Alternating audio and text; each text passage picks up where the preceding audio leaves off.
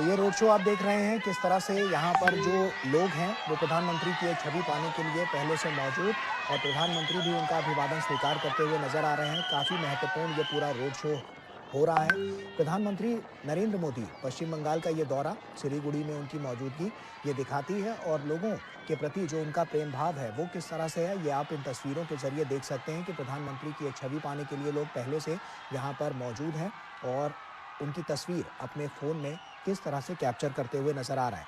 पश्चिम बंगाल का ये चुनाव कई मायनों में बेहद दिलचस्प और साथ ही साथ जो केंद्र सरकार की योजनाएं और परियोजनाएं हैं उनका लाभ किस तरह से सीधे यहाँ पर जनता को मिलता हुआ नजर आ रहा है, ये बानगी साफ तौर पर नजर आ रही है।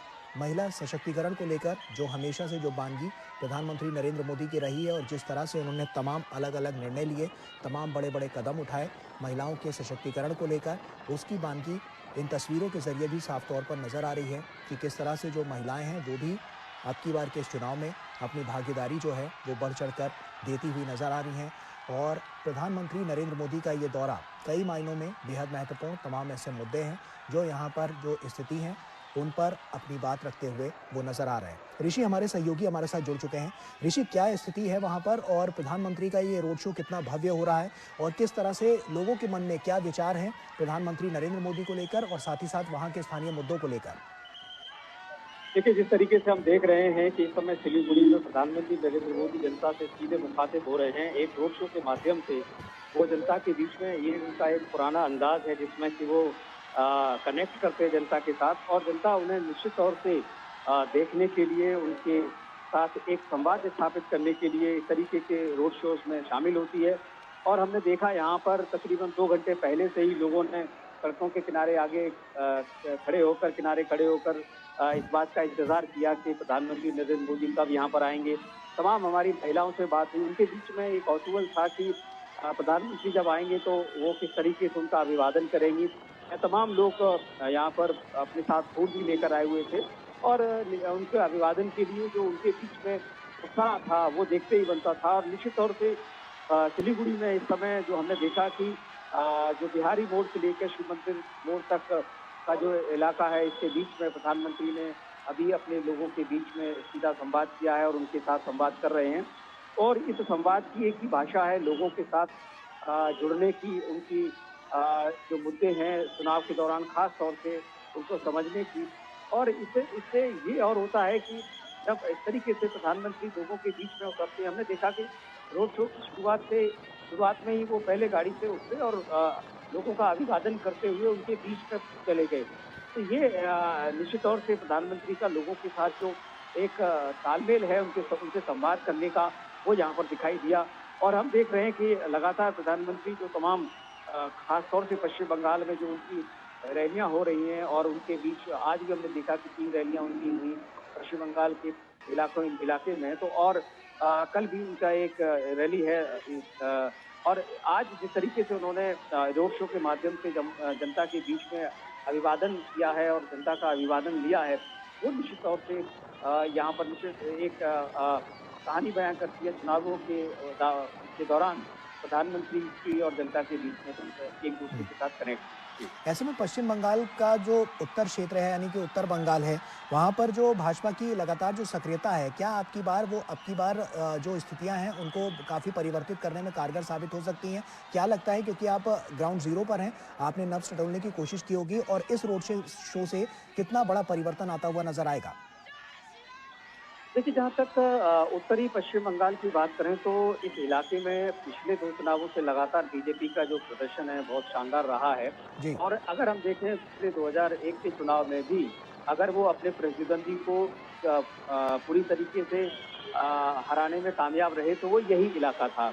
आधे से अधिक सीटें यहाँ पर बीजेपी ने जीती थी।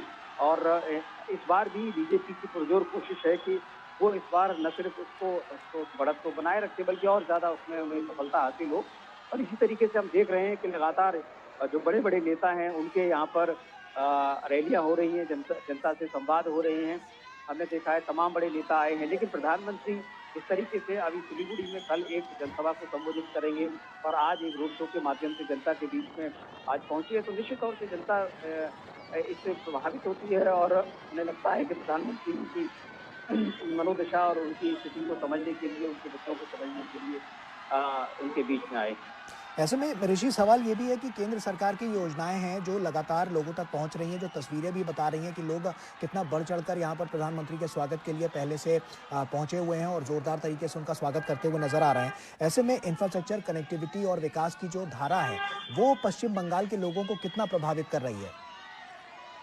देखिए, यहाँ पर जिस तरीके से भारतीय जनता पार्टी की पिछले चुनावों में जो परफॉर्मेंस थी, उन्होंने तकरीबन 87 सीटें जीती थी और इस बार जिस तरीके से उनकी पुरजोर कोशिश है, जो उनका मेन मुद्दा है, डेवलपमेंट के मुद्दे पर ही बीजेपी इन चुनावों में भी पश्चिम बंगाल में अपने आप को आगे लेके जा रही है और उनका सीधा कहना है कि केंद्र की सरकार और राज्य की सरकार मिलकर जो एक प्रभावशाली डेवलपमेंट का जो कंसेप्ट है उसको आगे बढ़ा सकते हैं और उनका बार-बार आरोप है कि जो वर्तमान सरकार है कि वो डेवलपमेंट की जो तमाम योजनाएँ हैं, खास तौर से केंद्र से द्वारा संचालित योजनाएँ हैं या केंद्र के द्वारा जो पैसा भेजा जाता है उसका सही रूप से प्रयोग नहीं। इस तरीके से तमाम आरोप बीजेपी इन चुनावों के दौरान अपने प्रतिद्वंदियों पर लगा रही है। लेकिन निश्चित तौर से बीजेपी की पुरजोर कोशिश है कि इन चुनावों में अपने आप को सशक्त तरीके से प्रदर्शित किया जाए और उसी सशक्त प्रदर्शन का एक और प्रदर्शन है जिसमें कि प्रधानमंत्री आज हमने देखा कि वो जनता से सीधे जुड़े और एक रोड शो के माध्यम से उनका अभिवादन स्वीकार किया। जी। ऐसे में ये जो रोड शो है ये आपको क्या लगता है ऋषि, कितना बड़ा बदलाव लेकर आएगा? क्योंकि लोगों से कनेक्ट होने की बात प्रधानमंत्री हमेशा से करते रहे हैं और वो उनसे कनेक्ट भी रहते हैं। वहाँ के भी जो स्थानीय लोग हैं वो भी इस बात को मानते हैं और कई अलग-अलग प्रतिक्रियाएं, जो रिएक्शंस निकल कर आए थे वो भी हमने सुने थे कि लोग वहाँ के क्या कुछ चाह रहे हैं और किस तरह से जो प्रधानमंत्री है उनके आगमन को लेकर तैयारियां भी चरम पर थी। इस रोड शो से आपको क्या लगता है कि इस रोड शो से क्या कुछ बड़ा बदलाव देखने को मिल सकता है और लोगों के मन में, लोगों के जो भाव है वो किस तरह से प्रधानमंत्री के लिए निकलता हुआ नजर आ रहा है? देखिए, इस तरीके से हम देखते हैं कि जब किसी बड़े नेता का शीर्ष नेतृत्व की ओर से जनता के बीच में अपनी पार्टी और अपनी विचारधारा को लेकर वो जनता के बीच में पहुंचते हैं, तो निश्चित तौर से उसका एक प्रभाव होता है।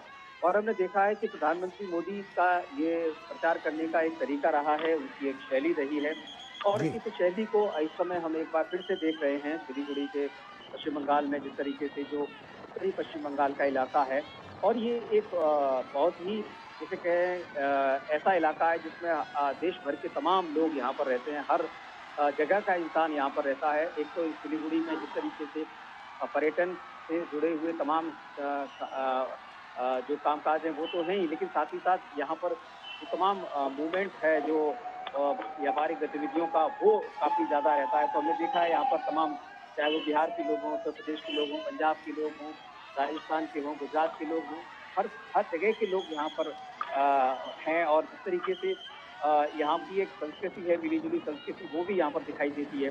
तो इस इलाके से एक नया संदेश भारतीय जनता पार्टी देना चाहेगी क्योंकि इस इलाके में उन्होंने अपनी जीत दर्ज की है।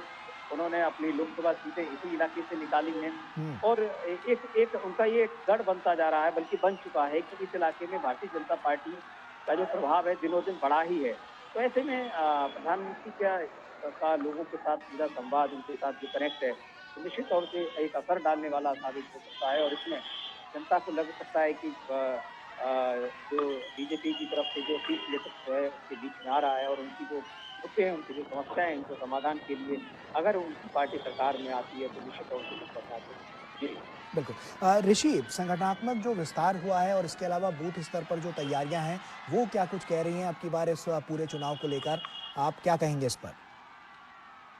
देखिए, भारतीय जनता पार्टी की निश्चित तौर से जो बूथ स्तर की जो रणनीति है वो पिछले हमने देखा है पिछले 1 दशक से भी अधिक समय से पहले उन्होंने उसको मजबूत किया है और इस दौरान भारतीय जनता पार्टी का जो पन्ना प्रमुख का जो कंसेप्ट था, जहाँ से उन्होंने अपने बूथ को मजबूत किया, हर बूथ मजबूत का नारा दिया और निश्चित तौर से जो बड़े नेता हैं वो जिस जिस तरीके से बूथ स्तर के कार्यकर्ता के साथ संवाद करते हैं, जी। वो भारतीय जनता पार्टी को मजबूत बनाने में बहुत बड़ी भूमिका अदा करता है। हमने देखा है कि समय-समय पर प्रधानमंत्री खुद इसी तरीके से जो ज़मीन से जुड़े हुए कार्यकर्ता होते हैं, उनके साथ संवाद करते हैं। हम्म। कई बार वो सीधे तौर पे उनसे जुड़ते हैं, उनसे बातचीत करते हैं, तो कई बार वेब कास्टिंग के माध्यम से जुड़ते हैं। लगातार उनका इस तरीके का संवाद रहता है और बाकी के जो नेता हैं, इस चीज को फॉलो करते हैं। इसी वजह से जो भारतीय जनता पार्टी की जो संगठनात्मक क्षमता है वो काफी इसमें विस्तार हुआ है। और यही वजह है कि दिनों दिन इस तरीके से जहां जहां उनकी सरकारें बन रही हैं वो और ज्यादा मजबूती के साथ लगातार स्पीड हो रही हैं और जनता के बीच में एक सशक्त जो पकड़ है वो बढ़ती जा रही है। जी। ऐसे में ऋषि लोगों के बीच और लोगों के मन में जिस तरह की जो स्थितियां रही हैं, क्योंकि साफ तौर पर केंद्र सरकार ने बहुत कुछ किया है पश्चिम बंगाल के लिए भी, वहां के निवासियों के लिए भी हमने देखा है। और इस तरह की जब चुनावी जब प्रक्रिया आगे बढ़ती हुई नजर आती है तो क्या लगता है कि कितना पॉजिटिव एस्पेक्ट्स यहाँ पर निकलता हुआ नजर आ रहा है, जो लगातार प्रधानमंत्री नरेंद्र मोदी को लोकप्रियता के शिखर तक तो पहुंचा ही रहा है, पश्चिम बंगाल में भी उनकी एक मजबूत छवि को रख रहा है। देखिए, जहाँ तक भारतीय जनता पार्टी की ताकत की बात करें तो 2021 के बाद जिस तरीके से उनके संगठन में तेजी से विस्तार हुआ है, तो खास तौर से अगर हम देखें तो जो जंगल महल उत्तर बंगाल बॉर्डर का जो क्षेत्र है उन जी। इलाकों में, और जो टीएमसी के खिलाफ भ्रष्टाचार, कानून व्यवस्था, बेरोजगारी और घुसपैठ जैसे मुद्दों पर उन्होंने जो प्रभावशाली तरीके से इन मुद्दों को उठाया है, वो भी उनकी एक बहुत बड़ी ताकत है। और इसमें जो खास तौर से जो केंद्रीय समर्थन और जो स्थानीय चेहरे हैं उनके साथ जो मिला जुला उनका जो स्वरूप है, हम देखते हैं कि भारतीय जनता पार्टी स्थानीय स्तर के नेताओं को ज्यादा तरजीह देती है और उन्हें हम्म। एक बड़े कार्यकर्ता के रूप में तब्दील करती है। ये लगातार देखा गया है। भारतीय जनता पार्टी सिर्फ ऊपर से नहीं बल्कि नीचे से भी अपने आप को मजबूत करते हुए संगठनात्मक विस्तार करती है। और यही विस्तार भारतीय जनता पार्टी का पश्चिम बंगाल में देखने को मिलता है। और लगातार भारतीय जनता पार्टी की एक और कोशिश होती है कि जो अपोजिशन है उसके खिलाफ जो भी उनकी जो नेगेटिव चीजें हैं वो जनता के बीच में पहुंचाई जाए, ताकि जनता को राहत मिल सके और जो सकारात्मक पहलू हैं हम्म। उनकी राजनीति के, भारतीय जनता पार्टी की राजनीति के, उनको देश के सामने लाया जाए। हमने देखा है कि अगर हम इस चुनाव में खासतौर से पश्चिम बंगाल में तृणमूल कांग्रेस के खिलाफ एक तरीके से जो चार्जशीट है भारतीय जनता पार्टी, उसको देखें तो उन्होंने कई मुद्दों पर यहाँ पर विपक्ष को, जो सरकार है वर्तमान, उसको घेरा है। और उसमें 20 लाख राज्य सरकार के कर्मचारी जो उनको जो पे कमीशन नहीं मिला उसकी बात की गई है। जी। और जो चाय मजदूर हैं अभी भी वहाँ पर उनके लिए जो चाहे वो उसका जो डेली वेजेस हो उनको न बढ़ाए जाने का मुद्दा हो, उसको भारतीय जनता पार्टी ने बहुत मजबूती से उठाया है। यहाँ तक भारतीय जनता पार्टी कहती है कि असम में जो एक डेली वेजेस पर जो मजदूर काम करता है चाय बागानों में, उसका रेट अलग है, पश्चिम बंगाल में अलग है, और इसको कम से कम हम देखते हैं कि ये बॉर्डर का इलाका भी है। तो ये एक बहुत बड़ा मुद्दा बन जाता है कि एक राज्य में रहने की वजह से आपको कम पैसा मिल रहा है और एक राज्य में रहने की वजह से आपको ज्यादा पैसा मिल रहा है, और इसमें एक और जी। बड़ी वजह बन जाती है कि सरकार किसकी है। ठीक है। तो इस तरीके बिल्कुल। से जो कंपेरिजन हैं वो जनता इस तरीके से कर पाने में सफल हो पाती है। जी। बिल्कुल ऋषि आप बने रहिए हमारे साथ। शैलेंद्र मिश्रा भी हमारे सहयोगी हमारे साथ जुड़ चुके हैं। शैलेंद्र, इस रोड शो से राजनीतिक जो आधार है उस वो कितना प्रबल और ज्यादा होता हुआ नजर आएगा, और क्या कुछ बड़ा मजबूती भरा रहने वाला है पश्चिम बंगाल के इस चुनाव में भारतीय जनता पार्टी की तरफ से? शैलेंद्र।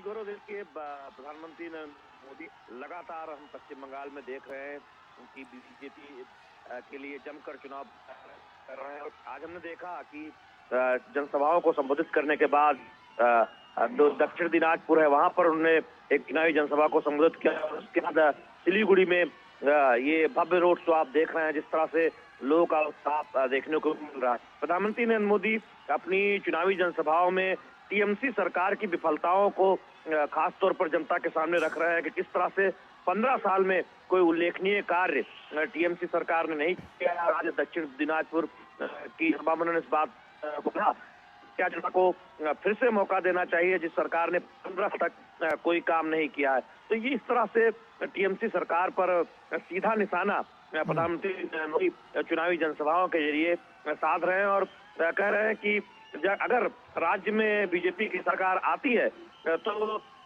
जो यहाँ पर एक तमाम वो जो वादे बीजेपी ने किए हैं अपने घोषणा पत्र में उनको पूरा किया जाएगा। महिलाओं को 3,000 रुपए प्रति महीने का वादा बीजेपी ने अपने संकल्प पत्र में किया। और साथ ही साथ जिन्होंने करप्शन किया है, जिन्होंने घुसपैठियों को प्रश्रय देने में मदद की है, उनके खिलाफ कार्रवाई की जाएगी, उनको जेल के पीछे पहुंचाया जाएगा। तो तमाम वादे बीजेपी पश्चिम बंगाल की जनता से कर रही है। प्रधानमंत्री नरेंद्र मोदी बीजेपी के सबसे बड़े स्टार प्रचारक हैं और हम देख रहे हैं कि वो लगातार चुनावी जनसभाओं को संबोधित कर ही रहे हैं। और आप इस भव्य रोड शो में देख रहे हैं जहां ठीक पर है शैलेंद्र, जनता आपको रोकना चाहूंगा। प्रधानमंत्री मोदी ये का अभिनंदन तस्वीर कर हम रही अपने है। दर्शकों को दिखाना चाहते हैं। ये तस्वीर दर्शक देखें कि अपने काफिले में जब ये रोड शो हो रहा था तो वहां से एम्बुलेंस को रास्ता दिया अपने काफिले को रोककर प्रधानमंत्री नरेंद्र मोदी ने। और ये तस्वीर आप देख सकते हैं कि उनको पता है कि किस वक्त किस चीज की जरूरत सबसे ज्यादा है। ये प्रधानमंत्री बहुत अच्छे से समझते हैं और इस बात को भी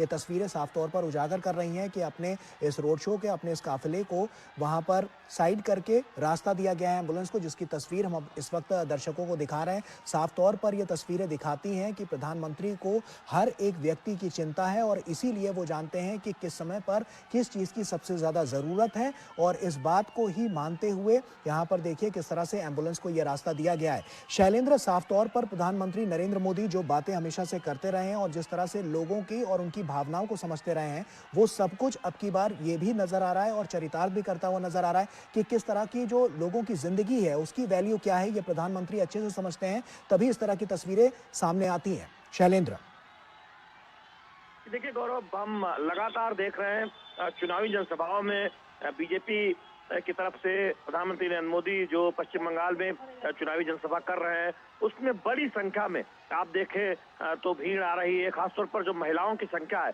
वो खासी अच्छी खासी है। और ये उत्साह मतलब बीजेपी कार्यकर्ताओं के उत्साह को बढ़ाता है और उनके उस विश्वास को कि इस बार पश्चिम बंगाल में वो विजय की तरफ बढ़ रहे हैं। और उसमें कोई कोर कसर बीजेपी कार्यकर्ता जमीनी स्तर पर भी नहीं छोड़ रहा है, जिससे कि भाजपा की सरकार सुनिश्चित की जा सके, उस दिशा में कोशिश हो रही है। निश्चित तौर पर अब जानते हैं कि पश्चिम बंगाल में पिछले 15 सालों से आप देखें तो टीएमसी की सरकार है ममता बनर्जी की अगुवाई में। उस सरकार की जो तमाम विफलताएं रही है और खासतौर पर ऐसे कई घटनाएं हुई पश्चिम बंगाल में जिससे टीएमसी सरकार पर विफलता के आरोप लगे।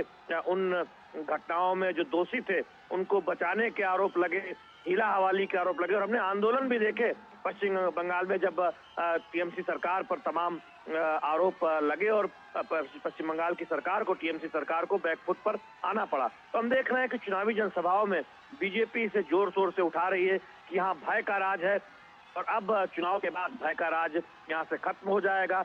भरोसे की सरकार बनेगी और तमाम उन वादों को पूरा करेगी जिनको बीजेपी ने अपने संकल्प पत्र में प्रमुखता से सामने रखा है। चाहे वो घुसपैठियों को बाहर करने की बात हो या फिर जिन्होंने घुसपैठियों को प्रश्रय दिया है उनको एक तरह से देखें तो उनके खिलाफ कार्रवाई करने की बात हो। साथ ही साथ एक समिति बनाने की बात कही गई है कि जिन्होंने भ्रष्टाचार किया है, करप्शन किया है, पश्चिम बंगाल को लूटा है, उनके खिलाफ कार्रवाई की जाएगी। तो दरअसल बीजेपी एक रणनीति के तहत हम देख रहे हैं अपने चुनाव प्रचार को आगे बढ़ा रही है और सबसे बड़े स्टार प्रचारक प्रधानमंत्री नरेंद्र मोदी लगातार चुनावी जनसभाओं को संबोधित कर रहे हैं। और आप देख रहे हैं कि रोड शो में एक जो रिस्पांस दिख रहा है तो निश्चित तौर पर बीजेपी का जो रणनीतिकार हैं बीजेपी के वो प्रसन्न होंगे कि उनके जो सबसे बड़े स्टार प्रचारक हैं वो पूरी ताकत के साथ एक तरह से देखें चुनावी जनसभा को न केवल संबोधित कर रहे हैं बल्कि जनता का भी भरपूर समर्थन उन्हें मिल रहा है, जनता का भी भरपूर अभिनंदन मिल रहा है। जिस तरह से रैलियों में रिस्पांस दिख रहा है, जिस तरह से आज हम देख रहे हैं कि इस रोड शो में रिस्पांस दिख रहा है। बिल्कुल शैलेंद्र, बने रहिए आप हमारे साथ। ऋषि भी लगातार जुड़े हुए हैं। ऋषि, जन विश्वास से जन समर्थन साफ तौर पर देखा गया है कि तमाम ऐसी योजनाएं, परियोजनाएं सीधे तौर पर चलाई गई जिनसे सीधा लाभ लोगों को मिलता हुआ नजर आया है। क्या कुछ बड़ा बदलाव अब की बार पश्चिम बंगाल की हवा में नजर आ रहा है? क्या कुछ वहां पर चल रहा है? क्या कुछ मौजूदा स्थिति स्थानीय निवासियों के द्वारा कही जा रही है और उन्हें बताया जा रहा है? ऋषि,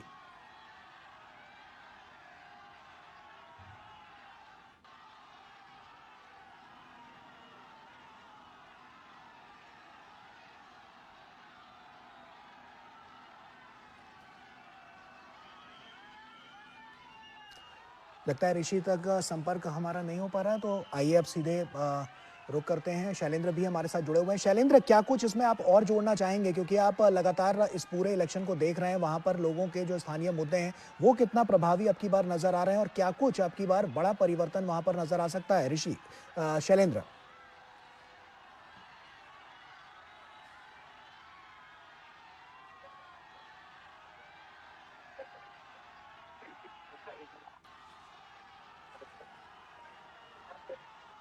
तो ये तस्वीरें हम आपको दिखा रहे हैं। ये तस्वीरें आप देख सकते हैं कि जब प्रधानमंत्री का काफिला आगे बढ़ रहा था रोड शो में, तो यहाँ पर जब एम्बुलेंस दाखिल होती है तो उसके बाद एम्बुलेंस को यहाँ पर रास्ता दिया जाता है और ये तस्वीर इसी की बानगी यहाँ पर पेश कर रही है। और अगर इस पूरे पश्चिम बंगाल के चुनावों को देखें तो तमाम ऐसे मुद्दे हैं जो अब की बार बड़े प्रभावी हैं और उसको लेकर भी जो तमाम तैयारियां हैं वो साफ तौर पर नजर आती हैं।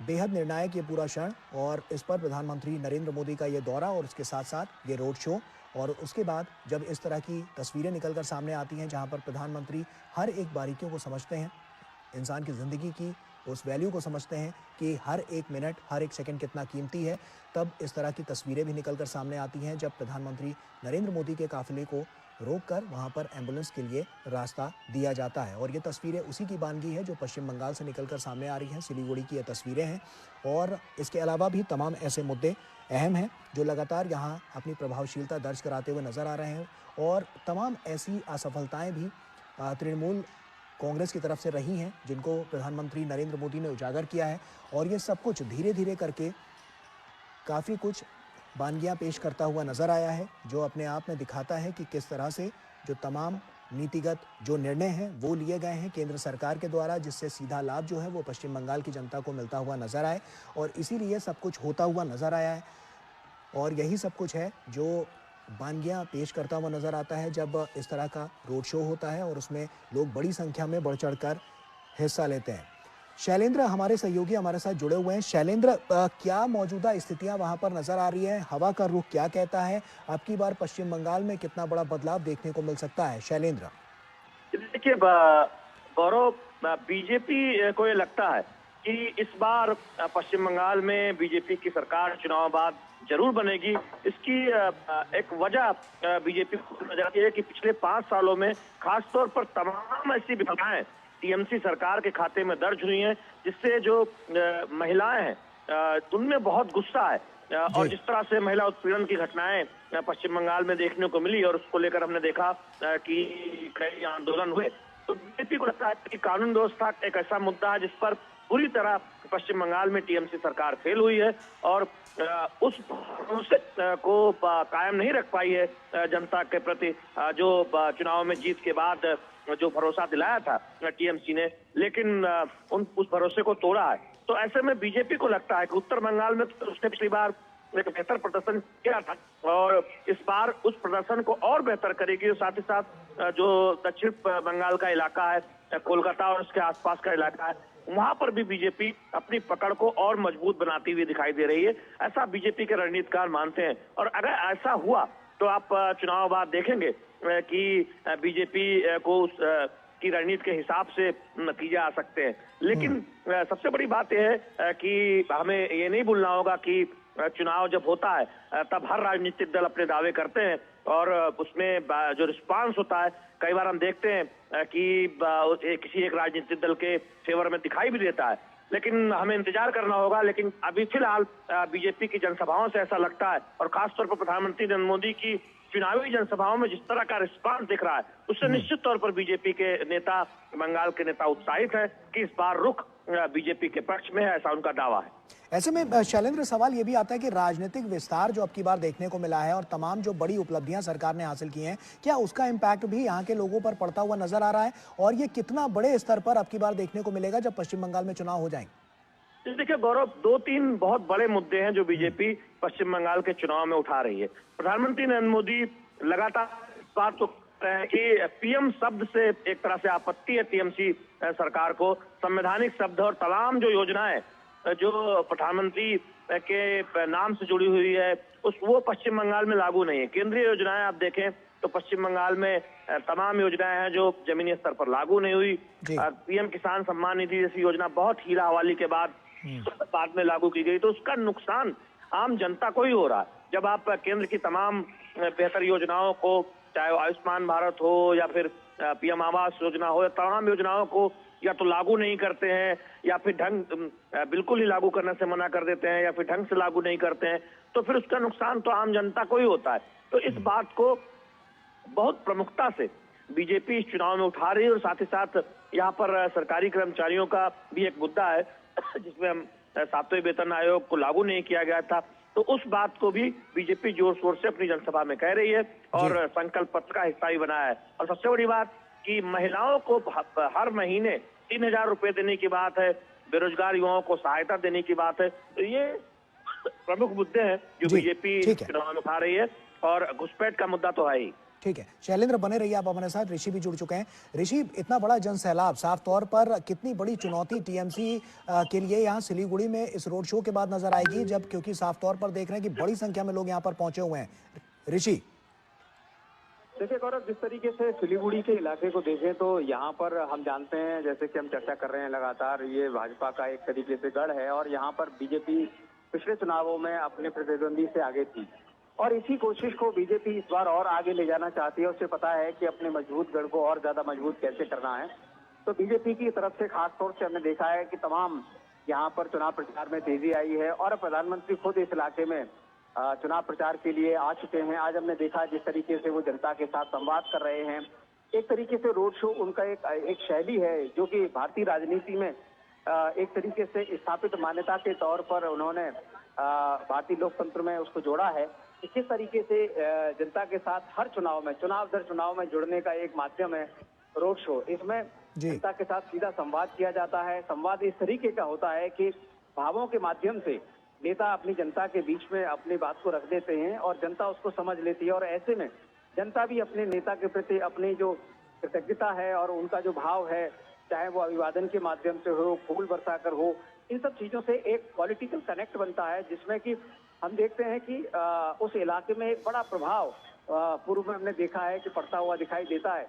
तो ऐसे में आज का रोड शो है काफी महत्वपूर्ण है और इस रोड शो के बाद भारतीय जनता पार्टी के जो कार्यकर्ता हैं उनके बीच में भी उत्साह होता है, क्योंकि उन्हें पता है कि जब उनके सबसे बड़े नेता उनके बीच में आए हैं और जनता के साथ रोड शो के माध्यम से जुड़ रहे हैं, तो ऐसे में जो कार्यकर्ता हैं उनका मनोबल बढ़ता है और वो जनता के बीच में जब जाते हैं तो उनके पास बहुत कुछ कहने को होता है।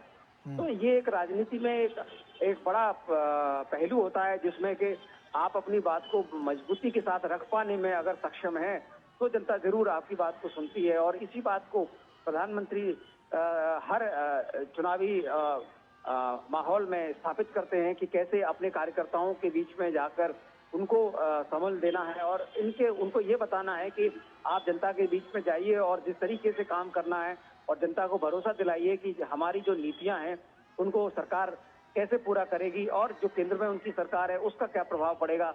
ये जो डबल इंजन का जो कंसेप्ट है भारतीय जनता पार्टी ने भारतीय राजनीति में स्थापित किया है, उसको वो बार बार हर राज्य में प्रयोग में लाती है और इसका हमने देखा है कई बार उनको सफलता मिली है और इसी सफलता को और ज्यादा वो प्रभावी तरीके से हर राज्य में रख रहे हैं। पश्चिम बंगाल में पिछली बार भी उन्होंने रखा था, लेकिन इस बार उनकी रणनीति पहले से भी और ज्यादा सशक्त तरीके से जनता के बीच में जाने की है और वो चाहते हैं कि इस चुनाव में वो ऐसा प्रदर्शन करें जिससे कि डबल इंजन की सरकार बने, यानी कि भारतीय जनता पार्टी की सरकार पश्चिम बंगाल में भी हो और केंद्र में भी हो।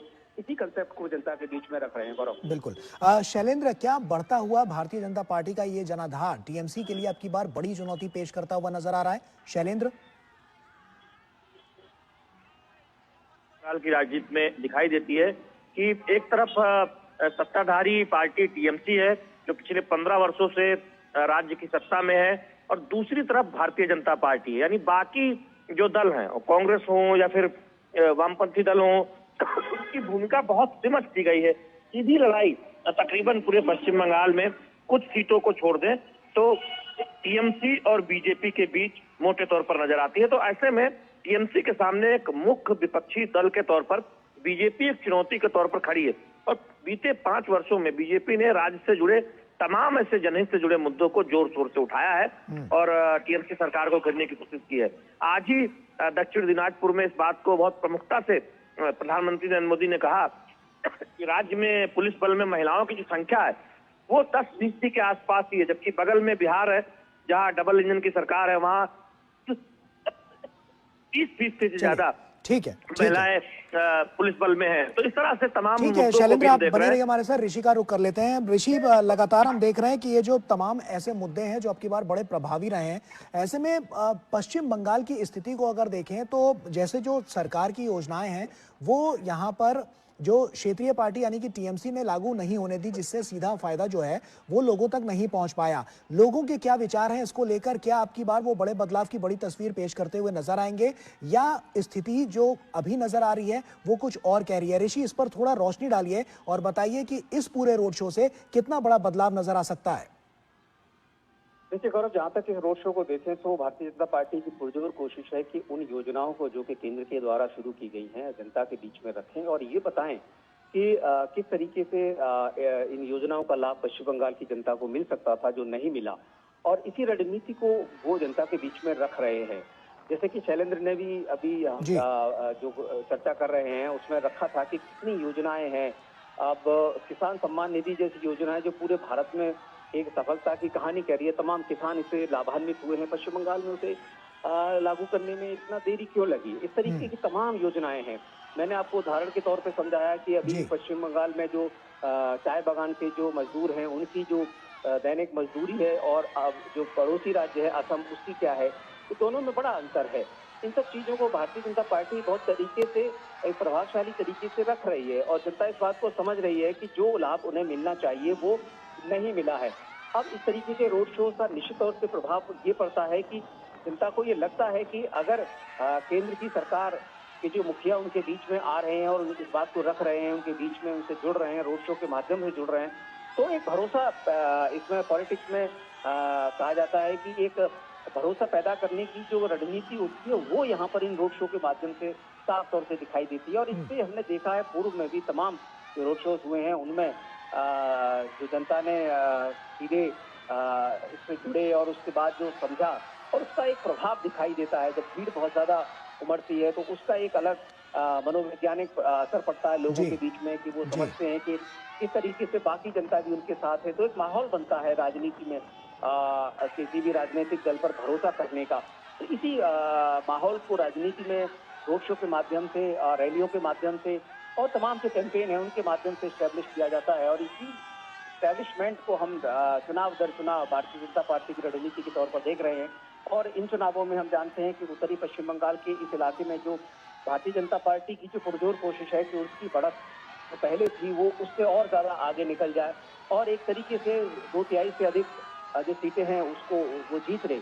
और गौरव, मैं आपको बताऊं इस इलाके में बहुत सारे ऐसे मुद्दे हैं जिनकी वजह से भारतीय जनता पार्टी ने इस इलाके में सफलता हासिल की है। जी। किसी जमाने में ये लेफ्ट का गढ़ हुआ करता था, यहाँ वामपंथ अपना परचम लहराता था, लेकिन उसके बाद सीधा यहाँ पर जो झुकाव है जनता का वो भारतीय जनता पार्टी की तरफ बढ़ा और पिछले 2 चुनावों से लगातार ये भरोसा बढ़ रहा है। तो ऐसे में इस तरीके के रोड शो का एक बहुत प्रभाव होता है और जनता को महसूस होता है कि जो किसी भी पार्टी को अगर वो वोट देना चाहते हैं तो उसका जो शीर्ष नेतृत्व है, जिनके जो बड़े नेता हैं, अगर उनके बीच में आ रहे हैं, अपनी बातों को रख रहे हैं, तो उन्हें भरोसा पैदा होता है कि अगर उनकी सरकार बनती है तो निश्चित तौर से उन्हें लाभ होगा, उनके राज्य में विकास होगा, उनके यहाँ शिक्षा, स्वास्थ्य और जो इंफ्रास्ट्रक्चर है उसको गति मिलेगी। तो ये जो पूरी की पूरी चीजें हैं इसको विस्तार देने में इस तरीके के रोड शो बहुत प्रभावशाली है। ऋषि, और एक और अहम सवाल आता है कि कानून व्यवस्था को लेकर टीएमसी किस तरह से अब की बार घिरती हुई नजर आ रही है, क्योंकि हमने तमाम ऐसे उदाहरण देखे हैं, संदेश खाली से लेकर इसके अलावा भी अलग अलग जो क्षेत्र हैं वहां पर कानून व्यवस्था को लेकर ये बड़ा मुद्दा बनता हुआ पश्चिम बंगाल में अब की बार नजर आया। उस पर अब की बार कितना फोकस है लोगों का, और क्या अब की बार वो अपने मन में इस तरह की भी कोई बात रखकर कानून व्यवस्था को लेकर अब की बार मतदान करते हुए नजर आएंगे? ऋषि, देखिए, कानून व्यवस्था निश्चित तौर से इस चुनाव में एक बड़ा मुद्दा है और भारतीय जनता पार्टी की पुरजोर कोशिश है कि इस मुद्दे को और ज्यादा रखा जाए, क्योंकि जनता की जो समस्याएं होती हैं जब कोई भी राजनीतिक दल उसको तरजीह देता है तो जनता को एक राहत महसूस होती है। निश्चित तौर से जो लॉ एंड ऑर्डर का इशू है, जो इसमें के लोगों को न्याय मिले, और सबसे बड़ी बात है कि जो पुलिस की जो भूमिका है किसी भी राज्य में अगर वो संदिग्ध हो जाती है तो ऐसे में किसी भी सरकार की जो क्रेडिबिलिटी है वो कमजोर होने लगती है। और इसी कमजोरी को आगे रखने में अपोजिशन यानी कि इस समय जो भारतीय जनता पार्टी जो भूमिका निभा रही है वो बहुत अच्छे से रख पाने में सफल हो पाती है। हमने देखा है पूर्व में तमाम इस तरीके के घटनाक्रम पश्चिम बंगाल में देखे गए जी। जिसमें कि सवाल उठे और कार्रवाई नहीं हुई। उसके बाद में जब जनता में चीजें आई उसके बाद कार्रवाइयां हुई। तो ये जो चीजें हैं ये निश्चित तौर से लॉ एंड ऑर्डर एक बड़ा इशू है और इसी इशू को भारतीय जनता पार्टी आगे भी बढ़ा रही है। ठीक है ऋषि, अब बने रहिए हमारे साथ।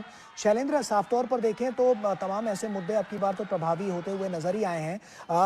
लोगों के मन में अब की बार क्या नजर आता है, वो क्या अब की बार सोच रहे हैं, क्योंकि बहुत सारी चीजें ऐसी हैं जो केंद्र सरकार द्वारा सीधे उन तक पहुंचानी थी लेकिन राज्य सरकार द्वारा नहीं पहुंचाई गई। तो क्या इसको लेकर अब की बार उनके मन में कोई बड़े बदलाव की जो तस्वीर उसको पेश करते हुए वो नजर आ सकते हैं? क्या कुछ अब की बार लग रहा है, क्योंकि आपने नब्ज टटोलने की कोशिश की होगी, लोगों के मन में क्या है, किस तरह के रिएक्शंस नजर आ रहे हैं? शैलेंद्र,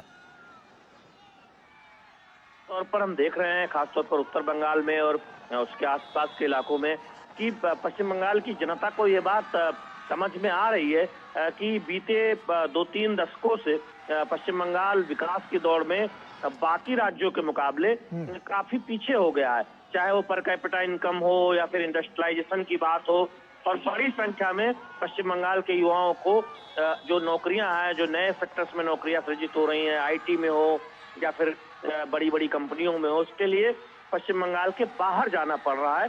तो ये एक मुद्दा, ये बात लोग स्पष्ट तौर पर कह रहे हैं कि कई मामलों में हो सकता है कि वो बात उतनी नहीं खलती है, लेकिन ये बात बहुत स्पष्ट तौर पर उभर कर सामने आ रही है कि लोगों को यह एहसास है कि पश्चिम बंगाल बीते 2-3 दशकों में काफी पीछे गया है और बीते 1 दशक में तो ये स्पष्ट तौर पर परिलक्षित भी हुआ है, चाहे वो पर कैपिटा इनकम की बात हो या फिर इंडस्ट्रियलाइजेशन ना होने की बात हो। तो ये मुद्दा निश्चित तौर पर है। और साथ ही साथ बीते 1 दशक में कानून व्यवस्था की स्थिति जिस तरह से खराब हुई है और उसको लेकर लोग स्पष्ट तौर पर कहते हैं, हालांकि कैमरे के सामने कई बार लोग नहीं बोलते, लेकिन जब बातचीत की उनसे करिए तो ये बात कहते हैं कि वो चाहते हैं कि ये कानून व्यवस्था की स्थिति बेहतर हो, लड़कियां उनकी घर से आराम से शाम को निकल पाएं, उन्हें इस बात की चिंता न हो। इस बात को बहुत स्पष्ट तौर पर वो लोग बात में जब उनसे बात कीजिए तो कहते हैं कि कानून व्यवस्था की स्थिति ठीक नहीं है, इसमें सुधार होना चाहिए। तो ये 2 ऐसे मुद्दे हैं जो लोगों के जेहन में है। अब ये कितना इसका असर चुनाव पे पड़ता है, ये किस पार्टी के फेवर में जाएगा, क्या ये सत्ताधारी दल को इसका नुकसान उठाना पड़ेगा, उसको बड़ी कीमत चुकानी पड़ेगी, ये देखने वाली बात होगी। ऐसे मुद्दे हैं जब ये जोर से उठा भी रही है। ठीक है शैलेंद्र। ऋषि, रोजगार और निवेश को लेकर भाजपा और टीएमसी का जो अलग अलग रोड मैप है वो क्या कहता है और जनता इसके बारे में क्या सोचती है? जिस तरीके से अगर हम भारतीय जनता पार्टी की रणनीति को देखें तो निश्चित तौर से उनका रोड मैप यही है कि इस तरीके से राज्य में एक डबल इंजन सरकार के कंसेप्ट को रखकर और जो तमाम केंद्र की योजनाएं हैं उसके माध्यम से और जो तमाम अलग अलग तरीके से अगर हम बात करें मैन्युफैक्चर की ही बात कर लेते हैं तो भारतीय जनता पार्टी 1 करोड़ जो लोगों को रोजगार देने का जो उन्होंने वायदा किया है वो बेहद महत्वपूर्ण है, क्योंकि हमने देखा है कि पश्चिम बंगाल में रोजगार को लेकर अब स्थितियां ज्यादा खराब होने लगी हैं। एक दौर था जब पश्चिम बंगाल में लोग रोजगार के लिए आते थे, खासतौर से कोलकाता और आसपास के इलाकों में तो बहुत बड़ी संख्या में माइग्रेशन होता था पूरे देश से। अगर हम बात करें इसी दार्जिलिंग सिलीगुड़ी इलाके की तो दार्जिलिंग में तमाम फिल्मों की शूटिंग से लेकर इस तरीके की जो तमाम गतिविधियां होती थी जिससे कि ये इलाका एक अलग ही रूप में दिखाई देता था। लेकिन अब जिस तरीके से चाहे वो लॉ एंड ऑर्डर की वजह से हो या यहाँ पर जो राजनीतिक गतिरोध है वो ज्यादा दिखाई दिया है, राजनीतिक दखल है वो ज्यादा दिखाई दी है। किसी भी डेवलपमेंट वर्क में अगर राजनीतिक दखल स्थानीय स्तर पर बढ़ जाता है तो वहाँ पर जो डेवलपमेंट का जो पूरा रोड मैप है वो प्रभावित हो जाता है। ऐसे में जो भारतीय जनता पार्टी की पुरजोर कोशिश यही है कि डेवलपमेंट के जो कंसेप्ट है उसको पब्लिक के बीच में रखा जाए और जो रोजगार के जो अवसर हैं उसको वो बहुत बड़ा मुद्दा बनाने की कोशिश में है और ये मुद्दा है भी, क्योंकि रोजगार एक ऐसा माध्यम है जिसके जरिए लोगों को अपनी आजीविका बढ़ाने में तो मदद मिलती है, लेकिन उससे देश की जो इकोनॉमिक पृष्ठभूमि है उसको भी आगे ले जाने में मदद मिलती है, क्योंकि जब लोगों की जेब में पैसा होता है तभी वो मार्केट की ओर रुख करता है और एक अलग जो डिमांड है वो मार्केट की वो क्रिएट होती है। तो ऐसे में इन सब चीज़ों को भारतीय जनता पार्टी अपने प्रभावी तरीके से रख रही है और जो उनका रोड मैप है डेवलपमेंट का, आम आदमी को राहत देने का, वो इन चुनावों में वो उसको एक मुद्दा बना रही है। ठीक है। शैलेंद्र, जिस तरह से भ्रष्टाचार का मुद्दा भी अब की बार बहुत ज़्यादा हावी होता हुआ नजर आया, प्रधानमंत्री ने भी अलग अलग मंचों से इसको कहा है, बताया है कि किस तरह से जो भ्रष्टाचार है वो टीएमसी की इस गवर्नमेंट में पनपा हुआ है। इसको लेकर जनता के मन में क्या कुछ नजर आ रहा है? क्या भ्रष्टाचार अब की बार का इतना बड़ा प्रबल एक मुद्दा है जिससे अब की बार एक बड़ा बदलाव नजर आ सकता है? शैलेंद्र। गौरव, देखिए, निश्चित तौर पर जिन बड़े मुद्दों की हम चर्चा कर रहे हैं उसमें भ्रष्टाचार की समस्या, कानून व्यवस्था का मुद्दा, रोजगार उचित मात्रा में न होना, और साथ ही साथ करप्शन, सिंडिकेट, जिस बात की चर्चा बीजेपी करती है कि यहाँ पर एक सिंडिकेट है जो सरकार चला रहा है, कट मनी देनी पड़ती है। और पश्चिम बंगाल में बात की चर्चा काफी होती है कि यहाँ हम जानते हैं कि सरकार पर ये आरोप लगे कि नौकरियों में जिस तरह से भ्रष्टाचार हुआ, और हम जानते हैं कि एक मंत्री के घर जब छापा पड़ा तो किस तरह की तस्वीरें सामने आई, जी। और ये चर्चा होती है लोगों में कि सरकारी नौकरी तक में घूस देना पड़ता है। ये आरोप लगातार यहाँ पर चर्चा में रहते हैं और बीजेपी ने जोर शोर से उठाया भी है। निश्चित तौर पर ये मुद्दा है कि करप्शन एक बहुत बड़ा इशू है, और करप्शन के मुद्दे पर बीते वर्षों में काफी ऐसे मसले सामने आए हैं, चाहे वो पारदर्शी तरीके से सरकारी नौकरी न मिलने की बात हो या फिर बड़े कई ऐसे मामलों में करप्शन की बात, तो निश्चित तौर पर एक अहम मुद्दा है। बिल्कुल। ऋषि, अब की बार जिस तरह से हम देख रहे हैं चुनावी अभियान जिस तरह से चलाए जा रहे हैं, ऐसे में कितनी बड़ी ऊर्जा अब की बार यहाँ से निकलती हुई नजर आ रही है? क्योंकि साफ तौर पर लोगों के मन में बहुत कुछ है, बहुत बड़े बड़े सवाल भी हैं। ऐसे में जो अब की बार का जो परिदृश्य है वो कितना बड़ा बदलाव नजर में आ सकता है और किस तरह से एक बड़े जो बदलाव की जो तस्वीर है वो पेश करता हुआ नजर आ सकता है? ऋषि। देखिए गौरव, जिस तरीके से भारतीय जनता पार्टी इस चुनाव में अपने आप को जनता के बीच में रख रही है, उसकी पुरजोर कोशिश यही है कि जो जनता से जुड़े हुए जो मुद्दे हैं, खासतौर से जो उनसे रोजी रोटी से जुड़े हुए मुद्दे हैं, उनकी सुरक्षा से संबंधित जो मुद्दे हैं, उनके रोजगार को बढ़ाने से संबंधित जो मुद्दे हैं, और इसके अलावा ऐसे मुद्दे जो उनको दखल देने वाले मुद्दे हैं। अब जैसे भ्रष्टाचार का मुद्दा है, लॉ एंड ऑर्डर का मुद्दा है, इसकी वजह से उन्हें परेशानी होती है। जो डेवलपमेंट वर्क हैं वो आगे नहीं बढ़ पाते हैं तो उसकी वजह से उनको परेशानी होती है। और इसमें जिस तरीके से रोजगार की अगर हम बात करें तो पश्चिम बंगाल से तकरीबन 6,500 के आसपास कंपनियां पश्चिम बंगाल छोड़ चुकी हैं। जी। ये इस तरीके के जो आंकड़े हैं वो ये दर्शाते हैं कि राज्य में किस तरीके से जो परिस्थितियां हैं वो हैं। और उसकी वजह से अगर हम बात करें भ्रष्टाचार के कारण करीब 26,000 नौकरियां भी रद्द हुई। तो ये नौकरियां क्यों रद्द हुई और इसमें सरकार की क्या भूमिका है? अब स्कूलों की बात कर लें तो तकरीबन 8,000 स्कूल बंद कर दिए गए। इससे जो महिलाओं के खिलाफ है अपराध हैं उसमें क्यों वृद्धि हुई और इन स्कूलों को बंद करने के पीछे मकसद क्या है?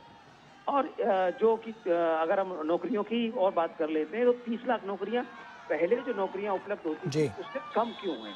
तो ऐसे तमाम मुद्दे हैं जिनको कि भारतीय जनता पार्टी जनता के बीच में रख रही है और जनता को पता है कि जब उनकी बातें कोई रखता है तो उन पर असर पड़ता है इस बात का कि उनसे समाधान कैसे हो। और इसी समाधान को एक राजनीतिक विमर्श के तौर पर भारतीय जनता पार्टी सरकार बनाने के बाद रख रही है कि वो किस तरीके से पूरा करेगी।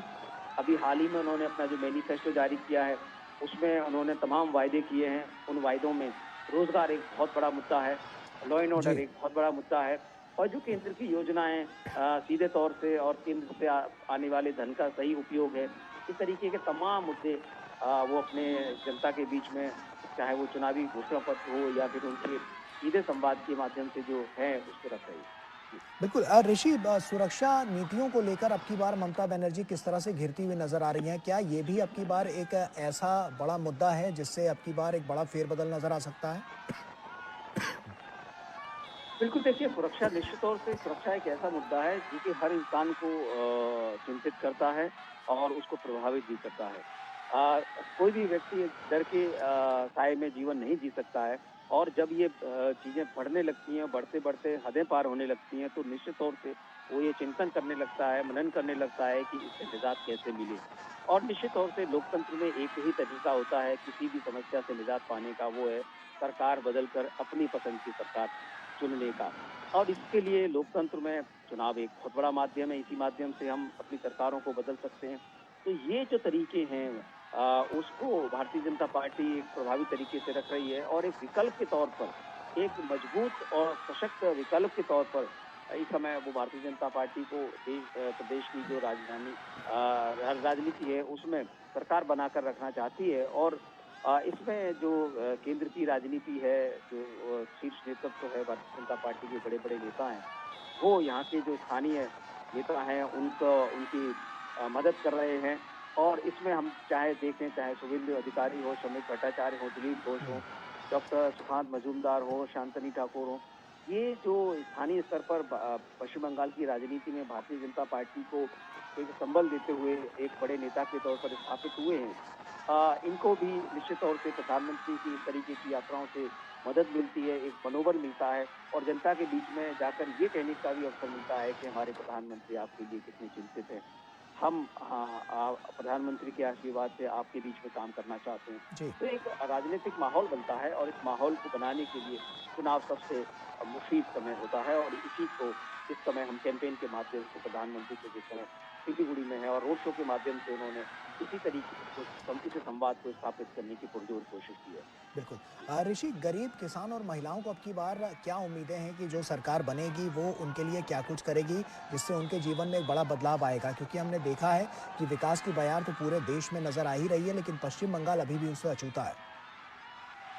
बिल्कुल, देखिए, गरीब किसान मजदूर इनके लिए अलग अलग road map Bharatiya Janata party ने रखे हैं, लेकिन उसमें भी सबसे महत्वपूर्ण पहलू ये है कि इस सब पूरे के पूरे अगर हम परिप्रेक्ष्य को देखें तो इसमें जो डेवलपमेंट का जो कंसेप्ट है, जिसमें सबका साथ, सबका विकास, सबका विश्वास का कंसेप्ट भारतीय पार्टी का को आगे बढ़ा रही है और बिना किसी भेदभाव के डेवलपमेंट को आगे ले जाना चाहती है।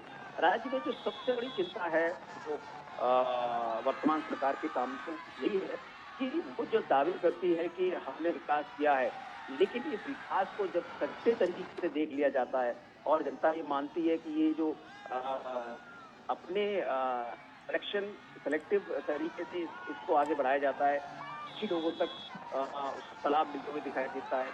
जो उनके कार्यकर्ता हैं उनको लाभ बताया जाता है, जो उनका विरोध करते हैं उनको नुकसान उन्होंने दिखाया है।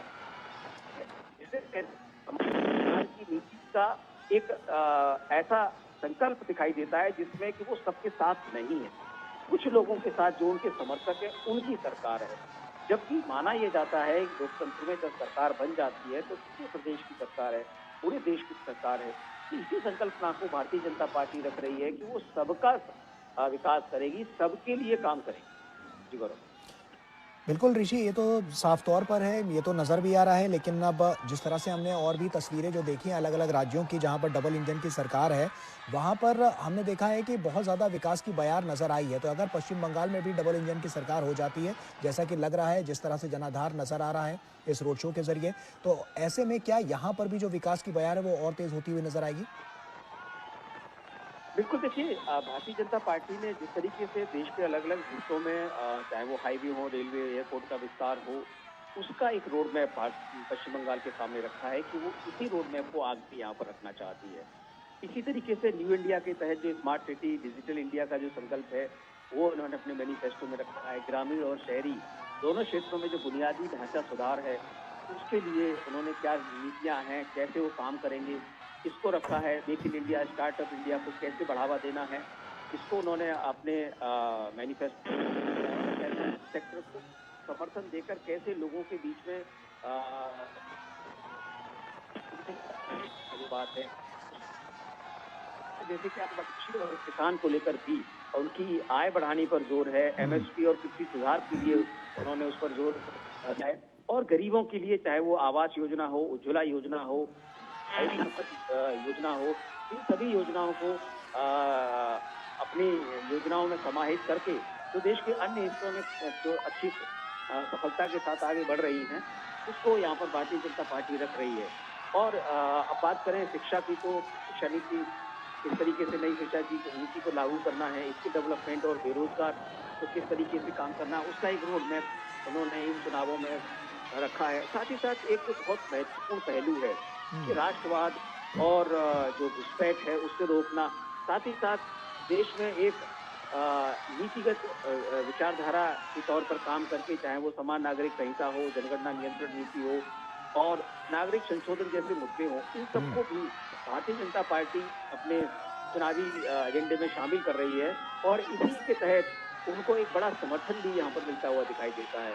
और इसी वजह से भारतीय जनता पार्टी के जो तमाम इलाके हैं जो इन सब चीजों से बहुत ज्यादा प्रभावित हैं, वहां पर उन्हें पिछले चुनावों में भी सफलता मिली थी और इन चुनावों में भी बीजेपी की पुरजोर कोशिश है कि वो बहुत ज्यादा मजबूती से उसको आगे बढ़ाकर और ज्यादा उसे मजबूत कर पाए। जी। ऋषि, और घुसपैठियों को लेकर भी, एसआईआर को लेकर भी अब की बार हमने बड़ी हलचल देखी पश्चिम बंगाल में साफ तौर पर। क्या उससे भी अब की बार इस चुनाव में बड़ा प्रभाव पड़ता हुआ नजर आ रहा है? क्या बड़ी सारी चीजें प्रभावित होती हुई नजर आ रही हैं? देखिए, एसआईआर का प्रभाव जरूर होगा क्योंकि बड़ी संख्या में जिस तरीके से हम देखते थे, एक-एक इंसान के 2-2, 3-3 जगह वोट होते थे और डुप्लीकेसी वोटिंग में बहुत ज़्यादा दिखाई देती थी। और जो कई बार घुसपैठिए हैं, जो बाहर से आकर यहाँ पर बस गए हैं, जिनके पास हम्म, कोई उस तरीके का वैधानिक उनके पास अधिकार नहीं है कि वो यहाँ रहें और यहाँ पर वोट भी कर पाएँ। तो उन सब लोगों को जब एसआईआर के माध्यम से बाहर किया गया है, तो निश्चित तौर से उसका एक प्रभाव पड़ेगा कि वो लोग किसको वोट करते थे और जिसको वोट करते थे, क्या उन्हें फ़ायदा होता था, क्या बनती थी। तो ये सब चीज़ें हैं, इसका एक प्रभाव ज़रूर दिखाई देता है।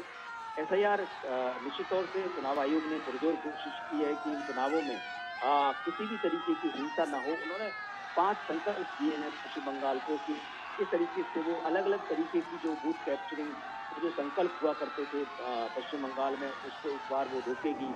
चाहे वो छापा वाली रणनीति हो, चाहे वो साइंटिफिक रिगिंग की रणनीति हो, चाहे वो लोगों को घरों से न निकलकर उनको उन्हीं के इलाके में कैद करके उनके वोट डालने की रणनीति हम्म, हो। तो हम्म। बहुत सारी चीजें हैं जो इन चुनावों में इस बार चुनाव आयोग के माध्यम से भी की जा रही हैं। कोशिश यही है चुनाव आयोग की कि हर एक को अपना वोट डालने का जो उनका अधिकार है वो मिले और जो जेन्युइन वोटर है वही वोट डाल पाए। बिल्कुल। ऋषि, बने रहिए हमारे साथ। उर्मिलेश भट्ट भी हमारे सहयोगी हमारे साथ जुड़ चुके हैं। उर्मिलेश, इस रोड शो से कितना बड़ा बदलाव नजर आएगा और क्या मजबूती नजर आएगी सिलीगुड़ी में, क्योंकि ये रोड शो हो रहा है और जिस तरह से बड़ी संख्या में ये लोग यहाँ पर पहुंचे हुए हैं प्रधानमंत्री का स्वागत करने के लिए, बड़ी तस्वीर, बड़ी बानगी पेश करते हुए नजर आ रहा है उर्मिलेश। जी बिल्कुल, पराक्रम, देखिए जो ये रोड शो प्रधानमंत्री कर रहे हैं, तो इससे जो हजारों लोग का हुजूम सड़कों पे आया है, वो जो है कहीं ना कहीं एक जो मतदाता है, उन मतदाताओं को भी, और जो सिलीगुड़ी के लोग हैं वो करीब से प्रधानमंत्री को देख रहे हैं।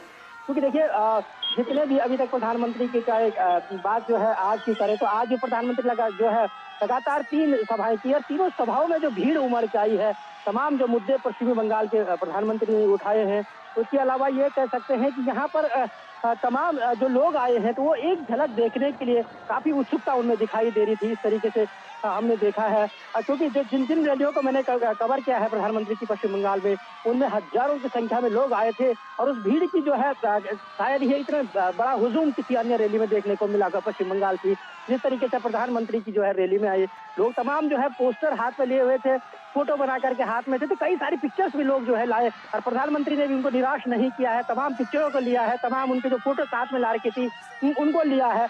और जो ये रोड शो है, ये कहीं ना कहीं एक पश्चिमी बंगाल के जो मतदाता है उनके लिए भी एक संदेश है। ये हजारों लोग जो है सड़क पर प्रधानमंत्री की एक झलक देखने आए हैं, वो जो है कहीं ना कहीं भारतीय जनता पार्टी की तरफ से भी एक संदेश होगा चुनाव में कि देखिए, कहीं ना कहीं पश्चिम बंगाल के लोग चाहते हैं इस बार का जो चुनाव हो वो भयमुक्त चुनाव हो, वो जो है हिंसा रहित चुनाव हो, मतदाता आराम से सोचे। क्योंकि जिस तरीके से पिछले जो चुनाव है, उन चुनाव में जितनी भी चीजें सामने आई हैं, विधानसभा चुनाव में हिंसा की घटना सामने आई है, डराने और धमकाने की जो है घटनाएं सामने आई हैं, उससे जो है इस समय जो एक संदेश है तमाम जो है लोगों को कि आप आइए, बाहर आइए। देखिए, हजारों की संख्या में लोग आ रहे हैं, तो इस बार उम्मीद की जा रही है, जिस तरीके से निर्वाचन आयोग ने भी कहा है कि भयमुक्त चुनाव होगा, हिंसा मुक्त चुनाव होगा, आप जो है अपने पसंदीदा कैंडिडेट को वोट दे सकते हैं। तो ये पूरा हुजूम दिखाता है कहीं ना कहीं कि जो पश्चिम बंगाल की तस्वीर है वो तस्वीर है कि इस समय जो है पश्चिम बंगाल में ऐसा नहीं है कि लोग भयमुक्त हों, हिंसा के उसमें जाएं। ये भी कह सकते हैं आप कि कहीं ना कहीं ये रोड शो एक मैसेज है पश्चिम बंगाल की जनता के लिए या जो मतदाता हैं उनके लिए कि देखिए ये जो है एक तस्वीर है, जिस तस्वीर ने साफ कर दिया है कि पश्चिमी बंगाल की जनता अब जो है तमाम जो विकास कार्य है उन विकास कार्यों पर मोहर लगाएगी, विकास के प्रति जो है प्रतिबद्ध है। क्योंकि देखिए जिस तरीके से यहाँ पर लगातार अपने रैलियों में भी प्रधानमंत्रियों ने जो है कहा है, प्रधानमंत्री ने कहा है कि घुसपैठिए वाला मुद्दा उठाया है, यहाँ पर जो कटाव है, जो नदी से कटाव होता है उस मुद्दे को उठाया है, ऐसे कई विकास कार्यों के मुद्दे को उठाया है जो होने चाहिए थे और अभी तक नहीं हो पाए हैं राज्य सरकार की तरफ से।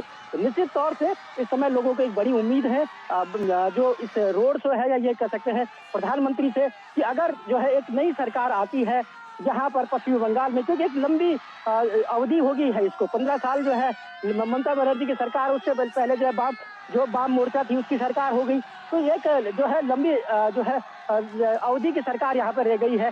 इस सरकार के कई सारे जो है ये कह सकते हैं एंटी इनकम्बेंसी भी यहाँ पर है। तो तमाम लोगों के मन में ये है कि उनको विकास चाहिए, उनको रोजगार चाहिए, उनको कहीं ना कहीं उनकी जो पेयजल जो पानी है, शुद्ध पानी, उसकी जरूरत है। तो इस तरीके से कह सकते हैं कि एक बड़ा जो है यहाँ पर बदलाव लोग चाहते हैं। हालांकि देखना होगा कि मतदाता क्या करते हैं, लेकिन इस बार जो हुजूम सिलीगुड़ी की सड़कों पे दिखाई दे रहा है वो जोश में है, उत्साह में है और उसके अंदर एक कहीं ना कहीं प्रधानमंत्री को एक झलक देखने के लिए वो जो है बेताब है। पराक्रम,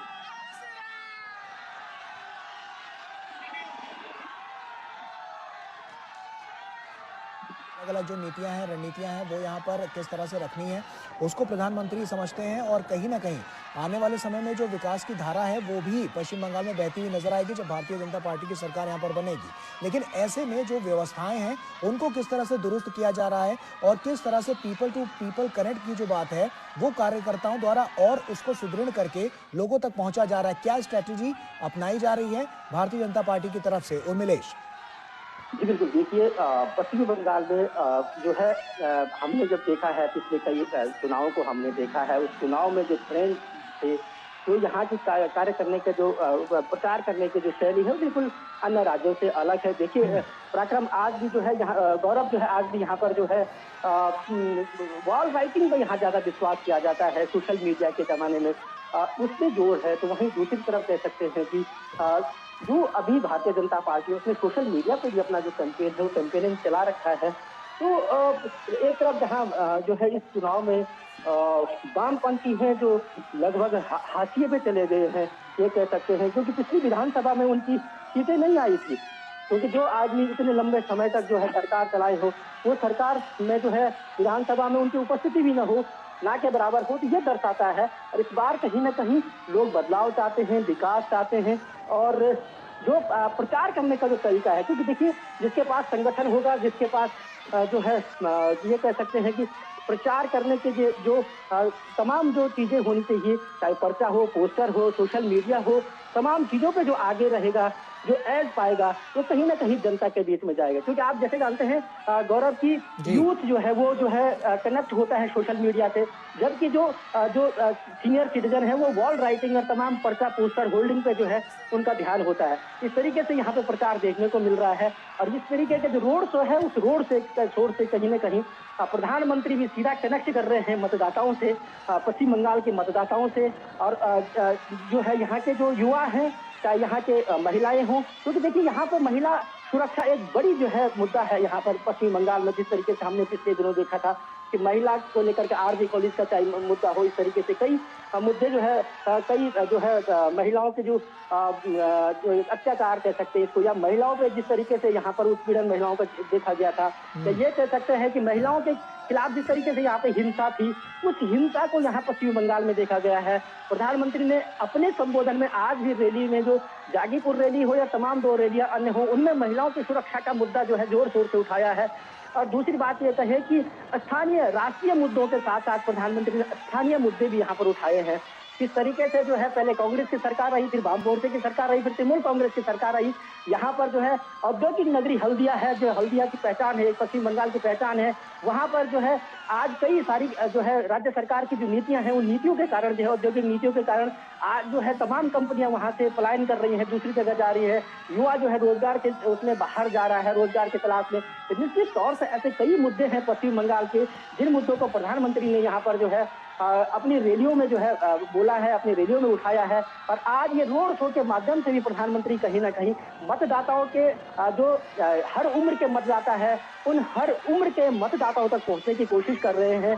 हालांकि देखिए, जनता जनार्दन है, जनता को जो जनादेश होगा वो जो है सर्वमान्य होता है। जो जनादेश आएगा वो 4 तारीख को आएगा।